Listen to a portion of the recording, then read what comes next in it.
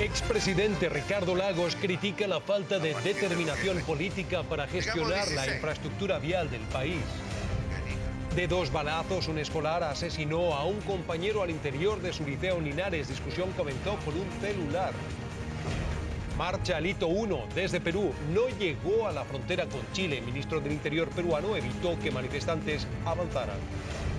Y Alexis Sánchez marca su primer gol por el Arsenal y lo clasifica para la fase de grupos de la Champions League. Presentamos 24 horas Central. Muy buenas noches, bienvenidos a 24 horas Central. No hay problemas financieros, aquí falta decisión política. Fue la dura frase con que el expresidente Ricardo Lagos volvió a la escena política en medio del debate por la desaceleración de la economía. En una ovacionada intervención en ICARE, el exmandatario reclamó una falta de inversión en infraestructura y pidió a las autoridades ponerse los pantalones ante los privados. De todo ello nos informa Roberto Sá. Acá, mis amigos, no hay problema financiero. Aquí falta decisión política. Es la dura crítica con que el expresidente Ricardo Lagos volvió a la escena política. Lo hizo en un concurrido foro de ICARE que se preguntaba cómo mejorar la cooperación entre los empresarios y el gobierno. Ahí Lagos indicó que es el Estado el que tiene que tomar el timón y guiar la inversión privada para solucionar problemas como, por ejemplo, los atochamientos en la salida de Santiago.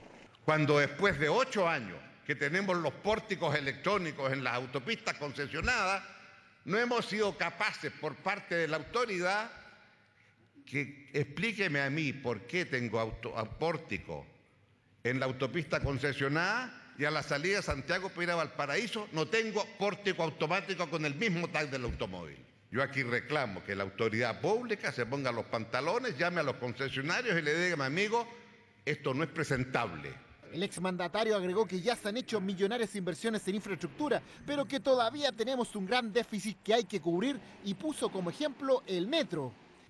Teníamos 40 kilómetros de metro el año 2000, terminamos con 90 kilómetros, 89 para ser exacto, el año 2006, y dejamos hechos los hoyos para terminar los otros próximos 20 kilómetros y hoy día tenemos 120 kilómetros. ¿No es así? Pero desde esa época hasta hoy, hay unos cuantos hoyitos hechos, 8 años perdidos. Hizo un llamado a pensar en grande, como iniciar ahora ya la construcción de una nueva línea del metro paralela a la línea 1.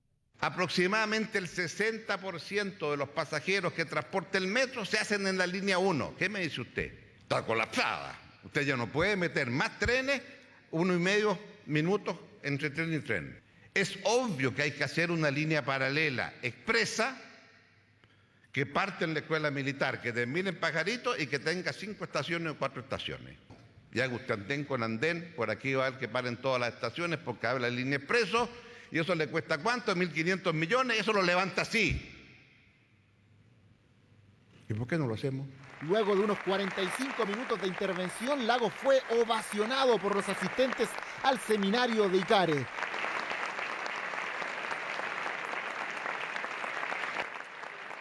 Tras sus dichos, que algunos entendieron como una crítica tanto al actual como al anterior gobierno, en la oposición se preguntaron por qué no hubo una reacción de la moneda, tal como ocurrió cuando Sebastián Piñera criticó a esta administración.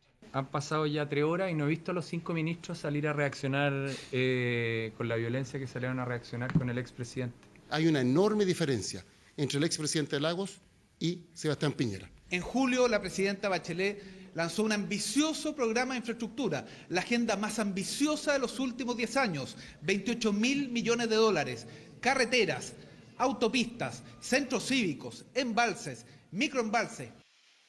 En tanto, la desaceleración sigue sacando chispas. Este miércoles se conoció otra mala cifra. En julio cayeron la producción y las ventas de la industria. Para enfrentar este escenario económico, Hacienda pidió una alianza público-privada y por eso se reunió por hora y media con los empresarios de la CPC.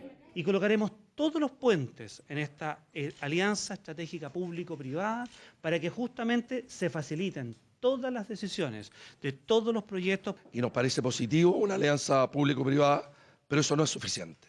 Hay que eliminar la incertidumbre, hay que recuperar las confianzas, hay que eliminar una serie de declaraciones que denostan al sector privado. Es el acercamiento que pretende Hacienda con el empresariado ante el escenario de desaceleración que tuvo como protagonista de esta jornada al expresidente Ricardo Lagos.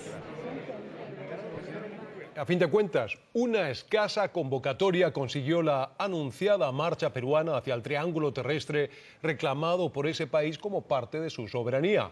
Un grupo de no más de 100 personas avanzó desde Tacna hacia la frontera, encontrando un fuerte contingente policial dispuesto por el gobierno para impedir su paso.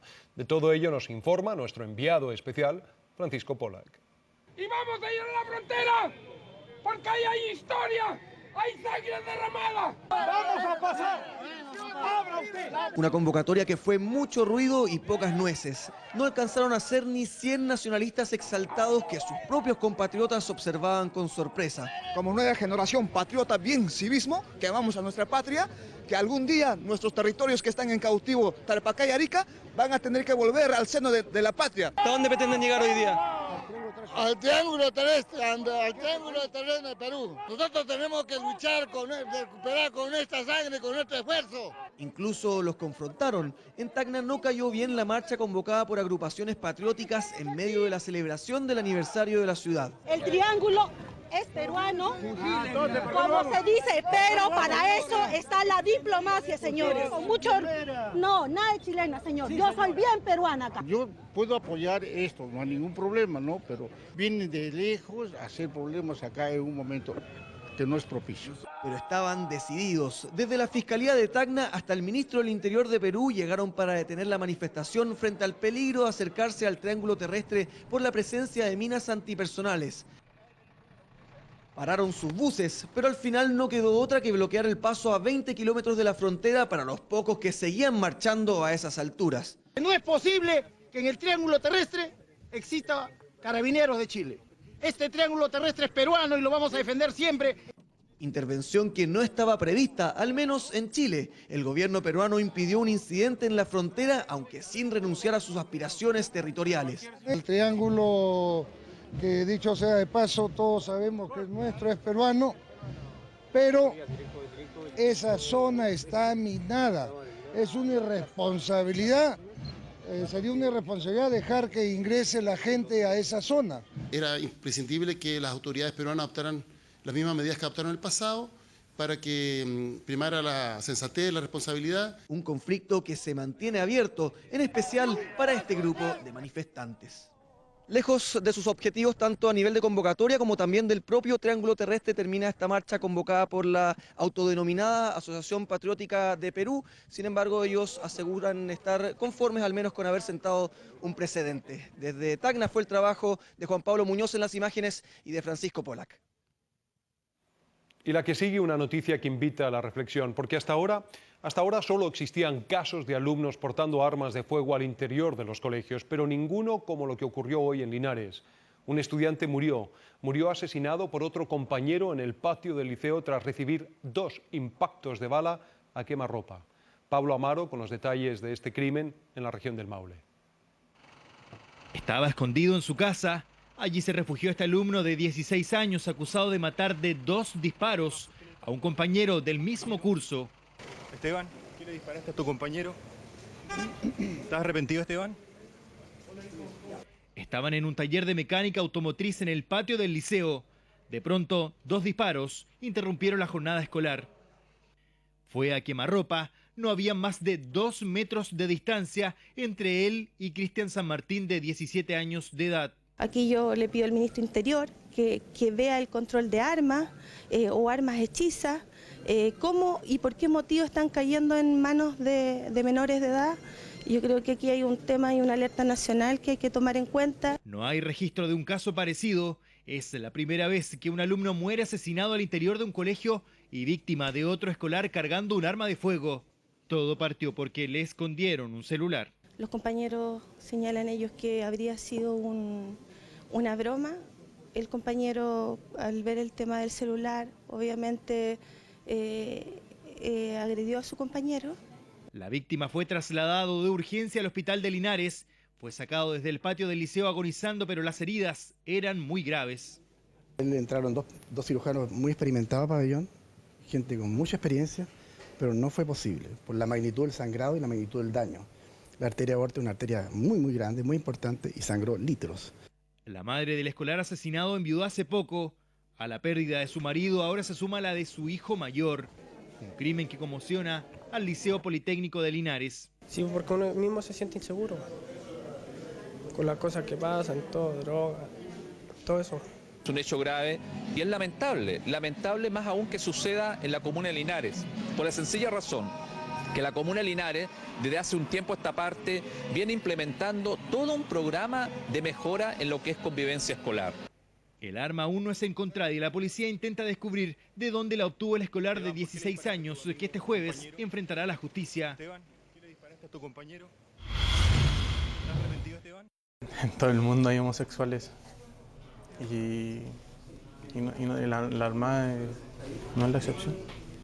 Con este mensaje, el marino Mauricio Ruiz marcó un hito en las Fuerzas Armadas. Por primera vez, un uniformado autorizado por su institución reconoció públicamente su orientación homosexual. Ahora, ¿qué lo llevó a esta confesión? Veamos la nota de Esteban Roa. Bueno, creo que en la vida no hay nada mejor que ser uno mismo, ser auténtico, mirar a la gente a la cara y que esas personas que uno está viendo sepan lo que uno es. Y lo hizo frente a todas las cámaras, medios extranjeros, radios y prensa escrita. Era la primera vez que un funcionario de las Fuerzas Armadas se paraba frente a los medios de comunicación y hacía pública su homosexualidad en Chile. Es como un acto de valentía, ¿cierto? No es llegar y salir del closet, soy homosexual y soy marino. No es fácil tampoco. Con 24 años, Mauricio Ruiz marcó un hito en la Armada. Cansado de mantener en secreto su orientación sexual, hace unos meses inició conversaciones con la institución y el móvil. Aunque prefieren mantener en confidencialidad el documento, recibió la autorización de sus superiores y este miércoles citó a una conferencia de prensa. En ese momento, cuando estaba ocultándolo y todo, dije que me gustaría trabajar más tranquilo. No estoy diciendo que en algún momento he trabajado bajo presión ni muchas personas tratándome mal, no. Sino que el tema de estar escondiendo lo que tú eres ya no te deja ser muchas veces tú mismo. ¿Sentiste hostigamiento de parte de tus compañeros o problemas de parte de tus compañeros o de otros cargos de altos mandos? Prefiero no hablar de eso. Hoy marinero primero, el 2008, viajó de Chillán a Valparaíso para realizar el servicio militar. Actualmente se dedica a tareas de comunicación en la Armada. También tiene la aspiración en el futuro de poder compartir con su pareja las ceremonias institucionales. A mí me gustaría asistir al evento de mi repartición con mi pareja, como lo hace todo el mundo. ¿Qué te gustaría decirle a otros compañeros tuyos que podrían estar pasando por lo mismo? Que no tengan miedo, pero creo que esto... Y espero, me gustaría que sea como un granito de arena a la no discriminación. Un anuncio que busca un cambio cultural en la sociedad chilena. Este es un paso que va en la dirección de garantizar que la orientación sexual, el origen étnico, la raza, la creencia religiosa no sean un elemento que permita generar discriminaciones arbitrarias. Es la nueva cara de este marino que este jueves volverá a encontrarse con sus compañeros en Valparaíso. Valiente Mauricio Ruiz, y podemos obtener más información y también la entrevista completa la puede usted revisar en nuestro sitio web 24horas.cl. Bueno, y hoy fueron suspendidos de sus labores 7 de los gendarmes que participaron de la brutal golpiza a un grupo de internos en la cárcel de Rancagua. El Instituto de Derechos Humanos condenó estos hechos y se querelló contra otros 4 uniformados que en el 2011 habrían torturado a 5 reos en Puente Alto. De todo ello nos cuenta Daniel Silva.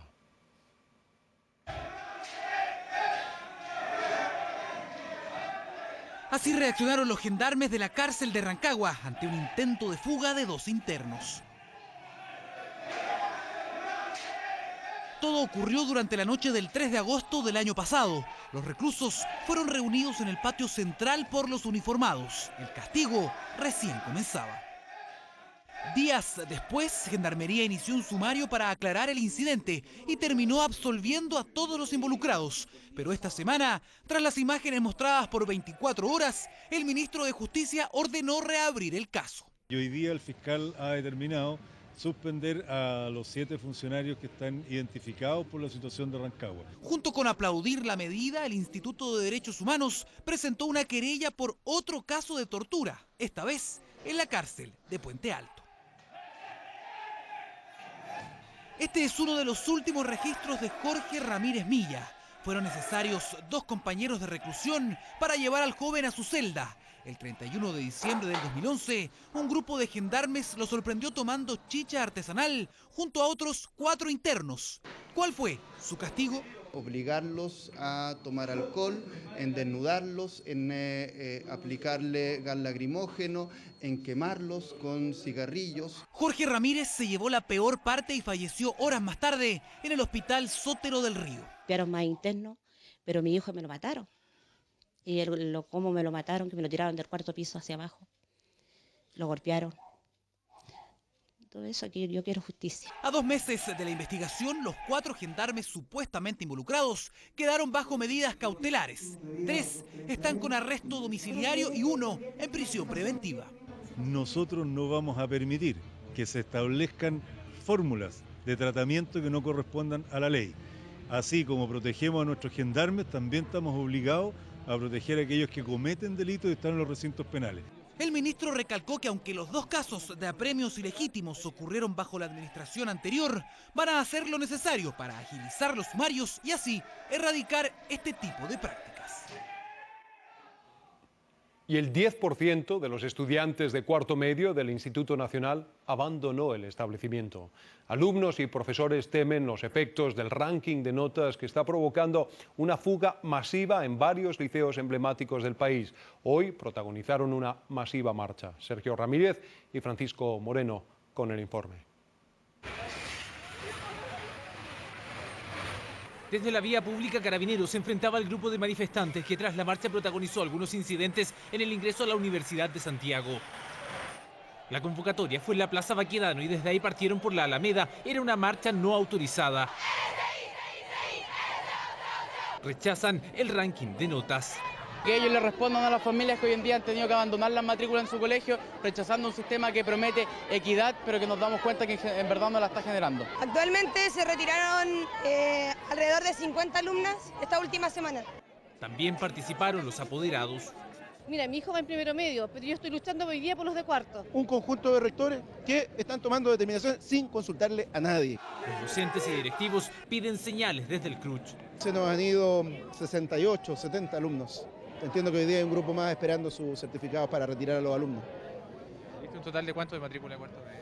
En cuarto medio tenemos alrededor de 730 alumnos que rinden la PSU. Un 10% podríamos hablarse.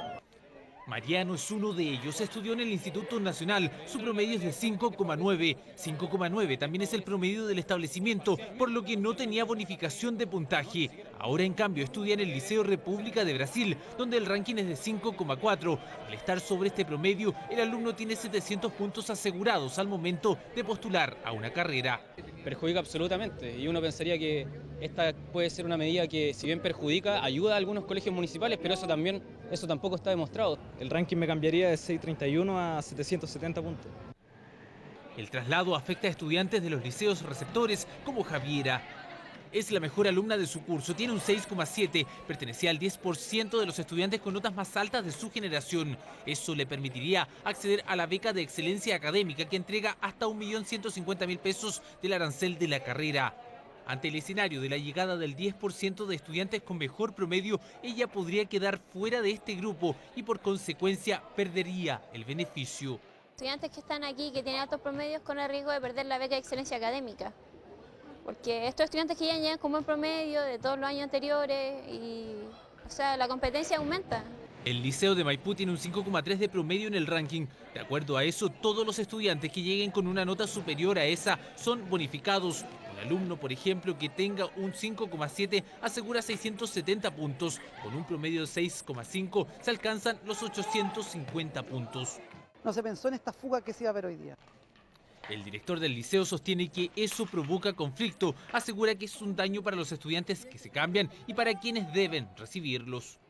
El ranking no hay que sepultarlo, hay que ver cómo lo mejoramos, cómo hacemos que esta opción no se cierre.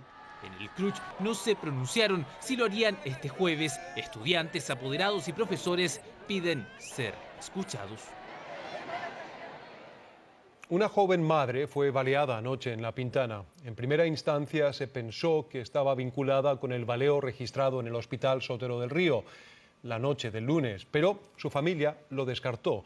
Ahora, ¿por qué la asesinaron? ¿Tenía problemas con bandas rivales? La policía manifestó su preocupación por la espiral de violencia con la que están actuando los grupos delictuales. Carla Rodríguez nos cuenta. La conductora de este auto nunca detuvo su marcha, tampoco sus agresores, quienes desde una moto le dispararon en reiteradas ocasiones. Esta mujer iba en su auto con su madre y un adolescente, pero a sus pistoleros eso no les importó. Lo adelantan y el sujeto que iba detrás de la motocicleta, el acompañante, efectúa finalmente los disparos desde adelante hacia atrás. Un disparo dio en el tórax de Beatriz Romero Labra, de 23 años. Su madre, desesperada, detuvo un bus del Transantiago en las calles Gabriela con Avenida Santa Rosa en La Pintana. Subió a su hija, pero al avanzar un par de cuadras, la joven murió. Romero no tiene antecedentes policiales, era madre de una niña de 1 año y según la PDI mantenía una relación con un detenido por robo. El móvil del homicidio no está claro hasta el minuto. Lo claro para la policía es la forma en que bandas rivales están actuando, con una mayor agresividad y un alto poder de fuego. Así ocurrió en Recoleta la semana pasada cuando 3 hinchas de la Universidad de Chile fueron acribillados en este vehículo que tenía más de 50 impactos de bala. La policía incluso ya habla de asesinos a sueldo. El tema de sicario es un tema nuevo y un lenguaje nuevo que nosotros estamos utilizando, si bien es conocido dentro de Centroamérica. No obstante, muchas conductas de las que nosotros hoy día vemos se asemejan mucho a estos ejemplos que existen en Centroamérica. Ataques que pueden afectar incluso a personas inocentes, tal como le ocurrió a Raúl León, quien estaba junto a unos amigos cargando combustible en esta bencinera de Independencia. A pocos metros de él, sujetos con armas de fuego balearon otro auto. Nosotros estábamos, en plena área de fuego. Me encontré con un delincuente, el cual sin pensarlo me disparó al abdomen. Raúl no duda de que se trató de un enfrentamiento entre bandas rivales, ya que los pistoleros sabían cuál era su objetivo, un auto gris que se estacionó muy cerca de él y sus amigos. Nosotros fuimos una víctima nomás del azar de estos delincuentes. Lo cierto es que hay delincuentes a los que no les importa dónde están o quiénes están a su alrededor. Solo les interesa conseguir su objetivo, disparar a sangre fría a su rival. A los testigos fortuitos no les queda otra que esconderse o huir para evitar ser blanco de los disparos. Una dueña de casa de Renca fue asesinada por su marido la noche de este martes. José Sáez Cancino apuñaló en cerca de 20 oportunidades a su mujer, Jessica Laguna Maliqueo, de 37 años. Luego se quitó la vida ahorcándose. Fue uno de los 3 hijos del matrimonio el que se encontró con la escena y pidió ayuda a los vecinos, quienes llamaron a la policía. ¿Tenían algún registro de violencia? Sí, según los análisis de nuestro sistema de apoyo fiscal estableció que había una denuncia previa, pero de data antigua, del año 2006, en la ciudad de Concepción. El hijo mayor de la pareja se encontraba en Arica haciendo el servicio militar. Los otros, de 10 y 15 años, quedaron al cuidado de familiares. Con disparos de escopeta fueron atacados 2 efectivos del GOPE de Carabineros de Concepción. El cabo primero Elvis Pedrero Matus recibió perdigones en uno de sus ojos y el suboficial mayor Patricio Ruiz Campos fue herido en uno de sus brazos. Ambos estaban de servicio en uno de los accesos al fondo Lanalhue, perteneciente a la Forestal Mininco, en la comuna de Cañete. Ambos fueron trasladados al hospital de la comuna y luego al Hospital Naval de Talcahuano. Durante la tarde, uno de ellos fue dado de alta. El cabo Pedreros sigue en observación por el trauma ocular que sufrió. Completamente destruido quedó este cajero automático de un banco en la comuna de Cerrillos, luego que 4 delincuentes hicieran explotar el dispensador de dinero con una alta concentración de gas. Los ladrones huyeron en un auto con cerca de 4 millones de pesos. No están viejos, aclaran, tienen juventud acumulada. 19.000 cupos para adultos mayores en situación vulnerable asegurará este año el programa Vacaciones Tercera Edad. En el lanzamiento del plan, la presidenta Michelle Bachelet destacó el fomento del turismo local justo cuando nuestra economía, como veíamos, hace frente a la desaceleración. Antonio Ruiz tiene el informe. Los monitores van a comenzar a premiar en la mesa a los que más bailan. Bailaron como saben hacerlo porque también este año los mayores de 60 o quienes estén jubilados, pensionados o montepiados de cualquier sistema previsional podrán disfrutar del programa Vacaciones Tercera Edad, una iniciativa impulsada por el Cernatur que ya cumple 14 años. He ido 3 veces a Arica y 3 veces a Iquique porque me encanta. Se te olvida cocinar, se te olvida hacer aseo, lo único que es pasarlo bien nomás. Tenemos proyecto de ir a La Serena, ojalá Isla de Pascua o Chiloé. Son las ganas para este año, temporada a la que dio el vamos la presidenta Michelle Bachelet, quien reafirmó el compromiso de beneficiar en esta versión a 47.000 adultos mayores y donde 19.000 cupos ya están reservados para personas vulnerables. Corresponde entonces que la sociedad y el Estado les haga un cariñito a ustedes, con oportunidades para viajar. Sobre todo ahora que estamos viviendo desde hace un par de años atrás hasta ahora un periodo de desaceleración económica, es importante apoyar a las economías locales, apostar al turismo todo el año. Turismo del que pudo disfrutar la señora Natividad, quien dejó por unos días su casa en Recoleta y pasó una semana de relajo en Viña del Mar, tras acceder a uno de los 3 tipos de subsidios que contempla el programa. Estos cubren entre el 40 y el 80% del viaje, dependiendo de la época del año. Todos los paquetes turísticos incluyen traslado, alojamiento, alimentación, asistencia de viaje y médica. No sé si se puede decir o no, pero es baratísimo. Con 37.000 pesos, 27.000, 30.000 pesos, tú puedes viajar 7 días. ¿Cuándo? Una manera de que estos adultos mayores disfruten de su juventud acumulada y de paso nuestro país reactive su economía también de la mano del turismo.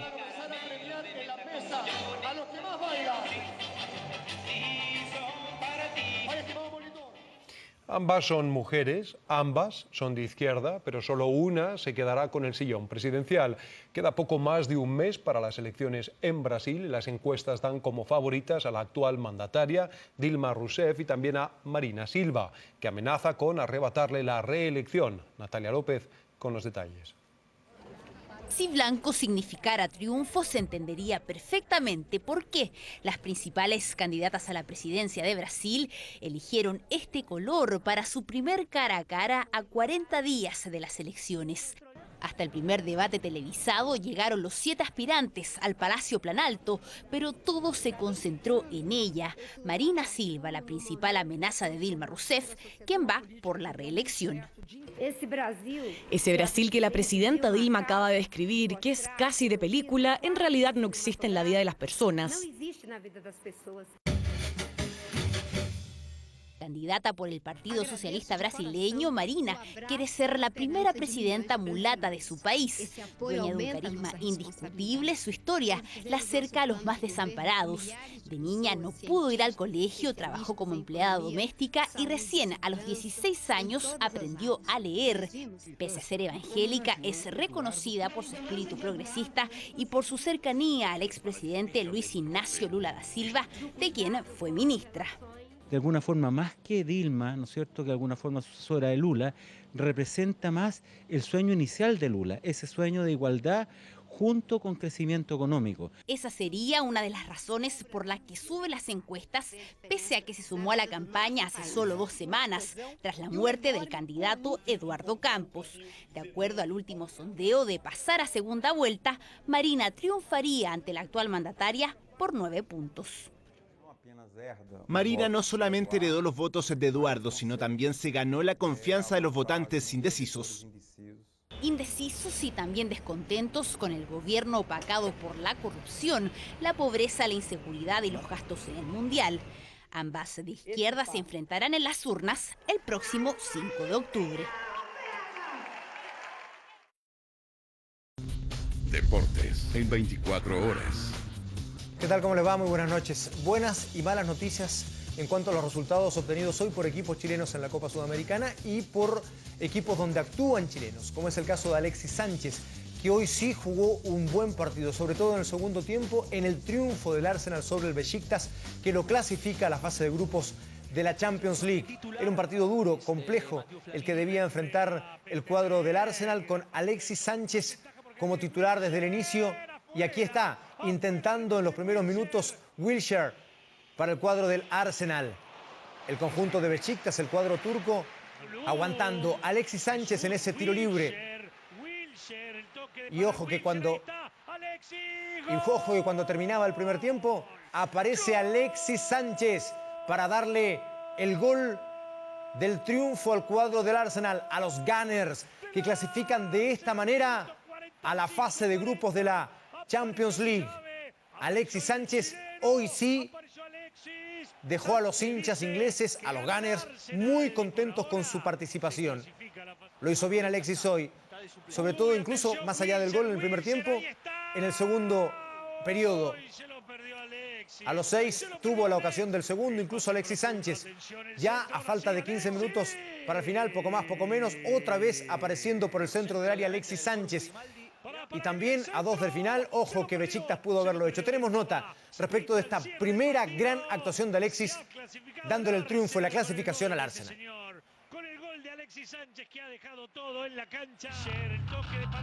En el quinto partido oficial, Alexis Sánchez anotó su primer gol por el Arsenal. Un gol importante, decisivo, el que le dio a los Gunners la clasificación a la fase de grupos de la Champions League.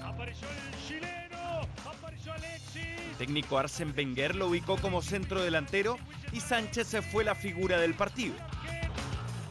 Se movió por todo el frente de ataque. Protagonizó las principales opciones de gol. Centro ahora sí, Alexis, ahí está. Atacó, pero también defendió. Y estuvo en el lugar preciso para marcar el gol de la victoria. Excelente desempeño que fue destacado por el entrenador. Él tuvo un buen partido, no solo en el aspecto técnico, porque también luchó todo el encuentro. Tuvo mucha movilidad, fue peligroso y demostró que tiene grandes cualidades, que serán muy importantes en la Premier League. Los medios ingleses también reaccionaron alabando el juego del Niño Maravilla y un gol que vale la clasificación y 30 millones de libras, que fue el precio que pagaron por él y que ahora podrán recuperar en parte con los ingresos de la Champions. Alexis Sánchez se estrena como goleador en el Arsenal y ahora espera el sorteo de grupos de la Champions League, que se realizará este jueves en Suiza.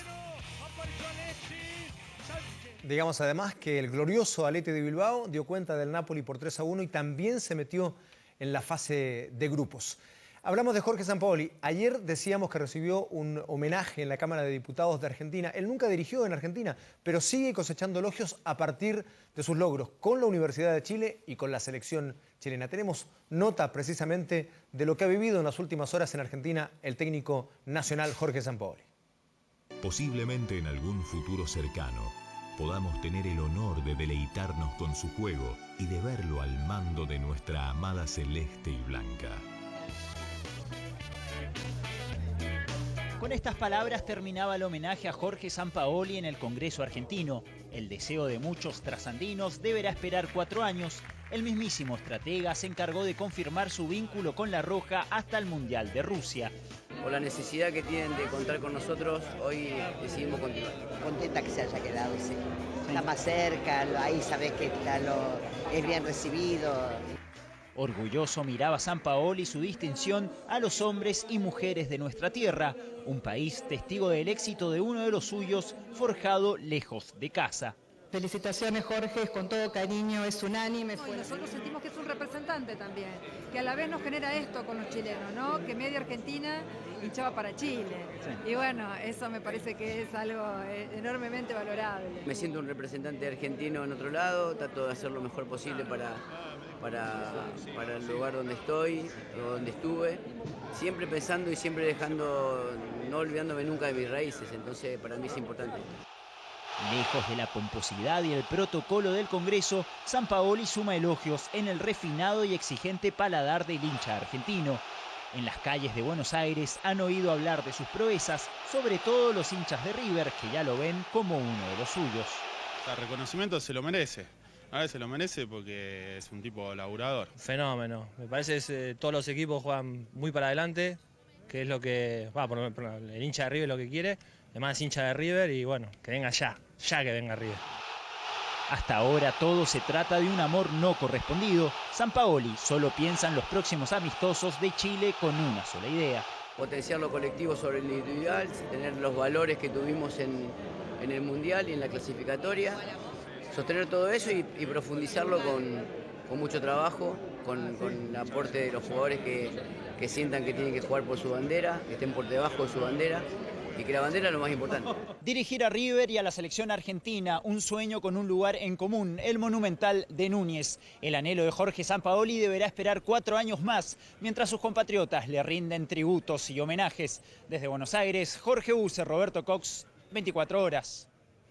Al comienzo de esta entrega yo les hablé de los malos resultados de los equipos chilenos y de algún buen resultado de chilenos jugando en otros equipos, era el caso de Alexis. Los malos resultados tienen que ver con nuestros representantes en la Copa Sudamericana. Quedó eliminado Cobresal, que empató 2-2 con un modesto equipo paraguayo llamado General Díaz, que deambula entre la segunda y la tercera división. Este equipo terminó jugando con 8 hombres y aún así Cobresal no pudo clasificar. Y Católica acaba de perder por 3-0 frente a River Plate en la Copa Sudamericana en Montevideo, situación que puede traer novedades en el cuadro de la UC, sumido en una crisis que ya de verdad está tomando ribetes muy drásticos y muy importantes. Y todo esto de la Sudamericana, creo yo, debiera permitir revisar a nuestros dirigentes esto de entregar, no por méritos deportivos, sino casi por repartija, los logros o la posibilidad de ir a jugar copas internacionales. Me parece que el fútbol chileno no puede darse el lujo de repartir logros de esa manera y que no vayan los mejores a las competencias internacionales. Muchísimas gracias, Fernando. Gracias. Nos vemos. Vamos a ir a una breve pausa comercial aquí en 24 horas. No se vayan, enseguida estamos de vuelta.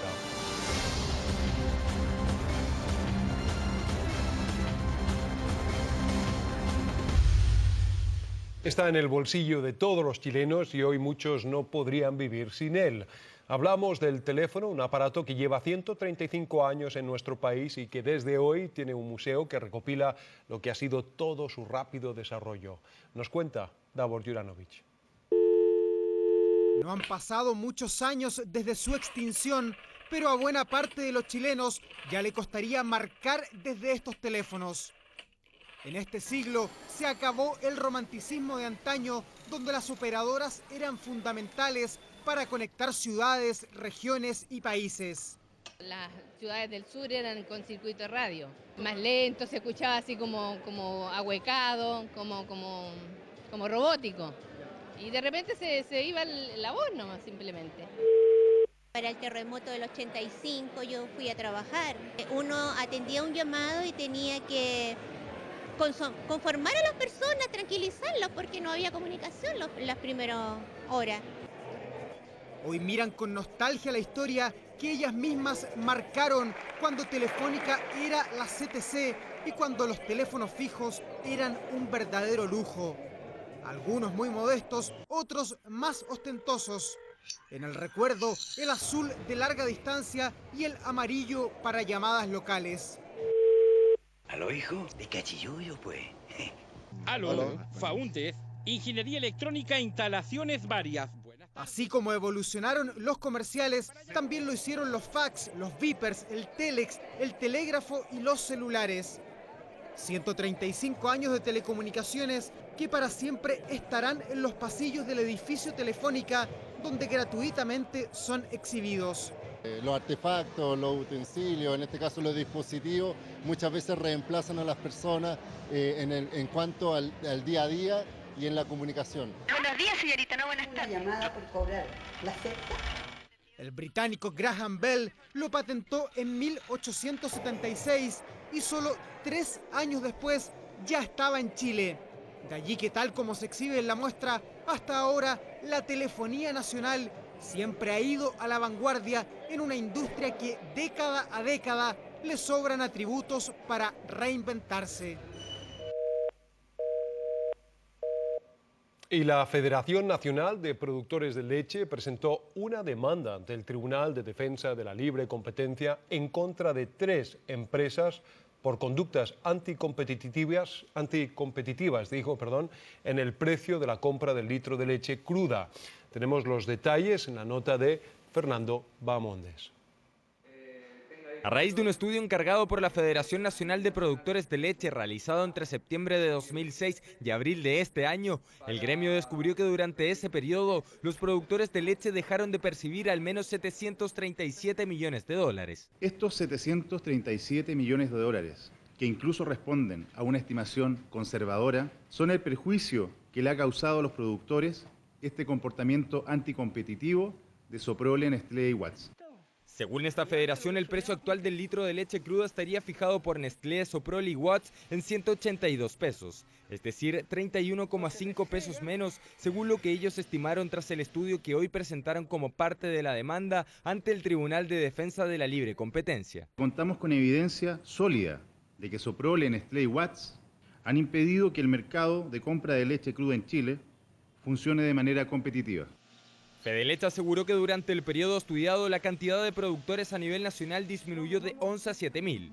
Tomamos contacto con las 3 empresas demandadas. Ninguna quiso hablar en cámara y solo Soprole entregó un comunicado en el que aseguran trabajar dentro del marco legal vigente que regula el mercado chileno. Bien, y la cifra está dada, se necesitan unos 1.000 millones de dólares para comprar terrenos en la Araucanía que permitan solucionar el conflicto con el pueblo mapuche. Fueron las palabras del intendente de la 9ª región, Francisco Huenchimilla, quien anoche conversó con el programa El Informante desde la zona en conflicto.